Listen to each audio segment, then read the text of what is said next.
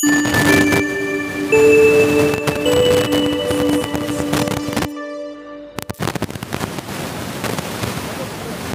we are going to learn very interesting part of English speaking course, and today's sentences are very easy, but there are very minor differences and mistakes we don't understand. तर बघूया अशा कोणत्या minor mistakes होतात की ज्या आपल्याला लक्षात येत नाहीत. तर हे वाक्य आहे या ठिकाणी बघा, झाडावर पक्षी आहे हे वाक्य आहे. तर हे वाक्य आपल्याला इंग्लिशमध्ये जर बोलायचं असेल तर तुम्ही म्हणाल की फार सोपं आहे, प्रत्येकजण बोलू शकतो. तर बघा तुम्ही करून हे वाक्य तुम्ही बोलताना काय होणार आहे. परंतु प्रत्यक्षामध्ये मी जेव्हा तुम्हाला सांगेल की हे वाक्य इंग्लिशमध्ये कसं होतं त्यावेळेस तुम्हाला थोडंसं नवल वाटेल. तर बघूया हे वाक्य इंग्लिशमध्ये कसं होईल. तर मी दुसऱ्या स्लाईडमध्ये तुम्हाला दाखवतो हे वाक्य इंग्लिशमध्ये कसं होईल. तर बघा, त्याच्या अगोदर आपल्याला झाडावर पक्षी आहे हे वाक्य या ठिकाणी दिलेलं आहे मी, बरोबर आहे. तर हे वाक्य करण्याच्या अगोदर तेथे एक तलाव आहे हे वाक्य आपण इंग्लिशमध्ये करूया, म्हणजे आपल्याला ते वाक्य करायला सोपं जाईल. खालचं वाक्य, तर तेथे एक तलाव आहे, तर या ठिकाणी काय दाखवलेलं आहे, एक प्लेस दाखवलेला आहे. तेथे एक प्लेस म्हणजे एक जागा दाखवली, तेथे एक प्लेस. म्हणजे हे वाक्य इंग्लिशमध्ये कसं होईल अगोदर बघूया आपण. तर हे वाक्य असं होईल, there is a lake. There is a lake means here there is used for to tell the place. या ठिकाणी देर कशासाठी वापरलेला आहे, एक प्लेस सांगण्यासाठी दाखवण्यासाठी वापरलेला आहे. म्हणून एक लक्षात घ्या की देरचा वापर हा प्लेस दाखवण्यासाठी किंवा एखादे एक्झिस्टन्स दाखवण्यासाठी केला जातो. मग या ठिकाणी झाडावर एक पक्षी आहे, तर या वाक्यामध्ये आणि पक्षी झाडावर आहे या वाक्यामध्ये काही फरक आहे का, तर फरक आहे. हा जर फरक समजला तर या वाक्यामध्ये होणारी चूक तुमच्या लवकर लक्षात येईल. बरेच जण हे वाक्य जे आहे झाडावर पक्षी आहे तर हे वाक्य कसं करतील, bird is on the tree असं करतील. परंतु याच्यामध्ये फार छोटी मायनर मिस्टेक आहे की ती आपल्याला लक्षात येत नाही बऱ्याच वेळेस, आणि बरेच जण हे वाक्य असंच म्हणतात की bird is on the tree. परंतु लक्षात ठेवा या वाक्यामध्ये या सेंटेन्सचा फोकस कुणावर आहे, पक्षावर आहे का झाडावर आहे. प्रश्नाचं उत्तर द्या. या वाक्यामध्ये हे जे सेकंड नंबरचं वाक्य आहे या वाक्यामध्ये या सेंटेन्सचा फोकस कुणावर आहे, झाडावर आहे का पक्षावर आहे. बरोबर आहे, या सेंटेन्सचा फोकस हा झाडावर आहे ना, प्लेसवर फोकस आहे, नॉट ऑन द बर्ड, पक्षावर नाही. म्हणून आता हे वाक्य कसं होईल, इथं बघा माझ्याकडे एक झाड आहे, तर हे वाक्य कसं म्हणावं लागेल आपल्याला, I have a tree. I have a tree. मग नंतर समजा तुम्ही जर हे इंग्लिशमध्ये लिहिलं असं, मग एक मोडून टाकतो मी सगळं. समजा तुम्ही असं लिहिलं, आय हॅव अ ट्री असं इंग्लिशमध्ये जर लिहिलं किंवा बोललात तर दुसरं वाक्य काय लिहावं लागणार आहे, झाडावर, त्या झाडावर, मी जे झाड मेन्शन केलं आहे त्या झाडावर. आता मी झाडाबद्दल बोलायला लागलो आहे, तर मग दुसरं वाक्य कसं असेल, असं असेल का असं असेल. माझ्याकडे एक झाड आहे आणि झाडावर पक्षी आहे का पक्षी झाडावर आहे, तर असं वाक्य नसणार आहे, तर हे वाक्य असंच सांगावं लागणार आहे. मग तर हे वाक्य असं जर सांगितलं तर मग हे वाक्य झाडाबद्दल आहे, नॉट पक्षीबद्दल. Not on, it is not for bird, it is for tree. आणि हे वाक्य काय सांगायला लागले, प्लेस सांगायला लागले की हा पक्षी कुठं आहे, त्या झाडावर, त्या place. It's focus is on the place of tree. लक्षात येत आहे. म्हणून हे वाक्य तुम्हाला सांगणार आहे, देर is a bird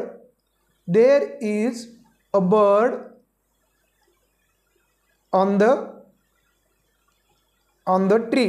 there is bird on the tree. हे वाक्य असं सांगायला, I have a tree and there is a bird on the tree. Means these both sentences focus on the tree, not on the bird. But the last sentence, हे जे शेवटचं sentence आहे याचा focus बर्डवर आहे. हे बर्डबद्दल माहिती सांगते. लक्षात येते. इथं पण पहा तुम्ही, आमच्याकडे एक टेबल आहे. हे सेंटेन्स कोणाबद्दल माहिती सांगते? टेबलबद्दल. मग हे वाक्य इंग्लिशमध्ये कसं करावं लागेल आपल्याला? हे तिन्ही वाक्य बघा. आमच्याकडे एक टेबल आहे. We have a table. मग टेबलावर पुस्तक आहे. तर हे वाक्य कसं सांगावं लागेल मग इंग्लिशमध्ये? टेबलावर पुस्तक आहे. Book is on the table सांगता येणार नाही.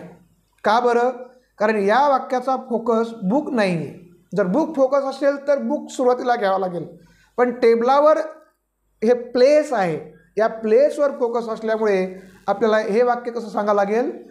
There is a book on the table असं सांगावं लागेल. आणि खालचं जे वाक्य आहे, या खालच्या वाक्याचा फोकस कशावर आहे? पुस्तकावर आहे. म्हणून हे वाक्य कसं होईल? Book is on the table. Listen, there is difference between book is on the table and there is book on the table. There is minor difference. काय डिफरन्स आहे? This sentence focuses on the place of the table and this sentence focuses on the book. म्हणून अशा वेळेस जेव्हा एखाद्या वाक्याचा focus हा प्लेसवर असेल तर आपल्याला अशी देअरची वाक्ये वापरावी लागतात. कोणती वाक्य वापरावी लागतात? देअरची. तर बघूया असे काही वाक्य आहेत की आपल्याला देअरची वाक्य कशी वापरायची. आता इथं बघा, घरावर पतंग आहे. या वाक्याचा देखील फोकस घरावरच्या प्लेसवर आहे, पतंगावर नाही. म्हणून हे वाक्य असं सांगता येणार नाही तुम्हाला. काय? Kite is over the house किंवा kite is over the home असं तुम्हाला नाही सांगता येणार. हे कसं सांगावं लागेल? There is kite on the house असं सांगावं लागेल. कारण या ठिकाणी तुम्हाला देअर वापरावं लागणार आहे. काय वापरावं लागेल? देअर वापरावं लागेल. There is kite on the house. नंतर नेक्स्ट सेंटेन्स बघा, माझ्या मोबाईलवर धूळ आहे. या वाक्याचा फोकस धुळीवर नाही तर कशावर आहे? माझ्या मोबाईल म्हणजे या प्लेसवर आहे. म्हणून dust is on my mobile असं म्हणता येणार नाही. तर मग काय म्हणावं लागेल? There is dust on my mobile असं. म्हणजे देअर हे किती इम्पॉर्टंट आहे या ठिकाणी तुमच्या लक्षात येईल. असे जे देअर इजचे वाक्य असतात किंवा देअर आरचे वाक्य असतात ते स्पेशली प्लेस सांगण्यासाठी वापरतात. म्हणून असे जेव्हा असं बऱ्याच वेळेस आपला गोंधळ होतो. कधी कधी आपल्याला म्हणायचं असतं की इथं बघा, आता शहराच्या बाजूला नदी आहे. मग जर तुम्हाला कोणी म्हटलं की हे वाक्य मला इंग्लिशमध्ये सांग, काय? शहराच्या बाजूला नदी आहे, तर तुम्ही म्हणता river is beside the city. जर तुम्ही असं म्हटला तर तुमचा फोकस रिव्हरकडे जातो. पण इथं हा जो सांगणारा आहे, बोलणारा आहे, तो रिव्हरबद्दल नाही बोलत.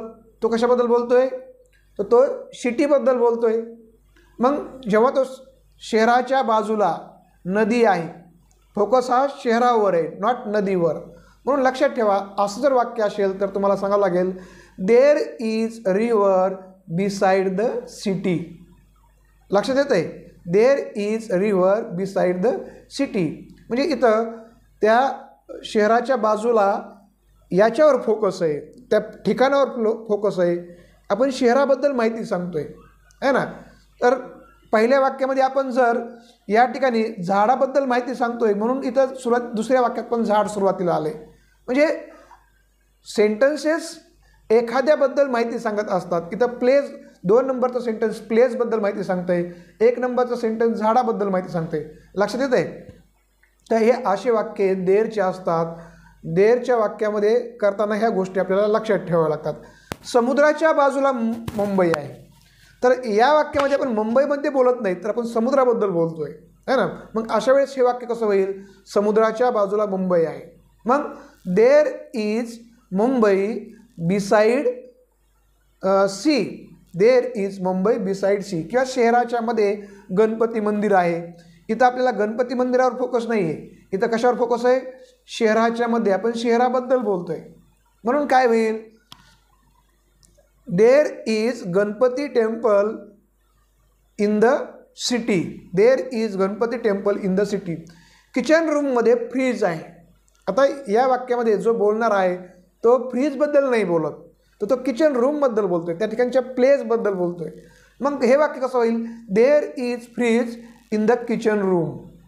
लक्षात ठेवा, देअरची वाक्ये किंवा जर आपला फोकस फ्रीजवर असता, आपला फोकस जर फ्रीजवर असता तर आपण समजा मी फ्रीजबद्दल बोलतोय की I have a fridge and fridge is in the kitchen असं सांगावं लागलं असतं. म्हणजे माझ्याकडे फ्रीज आहे आणि फ्रीज किचनमध्ये आहे. परंतु हे वाक्य फ्रीज किचनमध्ये आहे असं नाही, हे वाक्य आहे किचनमध्ये फ्रीज आहे. मग हे वाक्य कधी सांगितलं असणार आहे? आमच्याकडे किचन आहे आणि किचनमध्ये फ्रीज आहे. लक्षात ठेवा, हे दोन वाक्य कशाबद्दल सांगतायत? किचनबद्दल सांगतायत, नॉट फ्रीजबद्दल. परंतु दुसरं वाक्य आमच्याकडे फ्रीज आहे आणि फ्रीज किचनमध्ये आहे, हे दोन वाक्य कशाबद्दल आहेत? फ्रीजबद्दल आहेत. तर अशा वेळेस वेगवेगळे, we have a fridge and fridge is in the kitchen. परंतु जर फोकस किचनवर असेल तर we have a kitchen and there is fridge in the kitchen.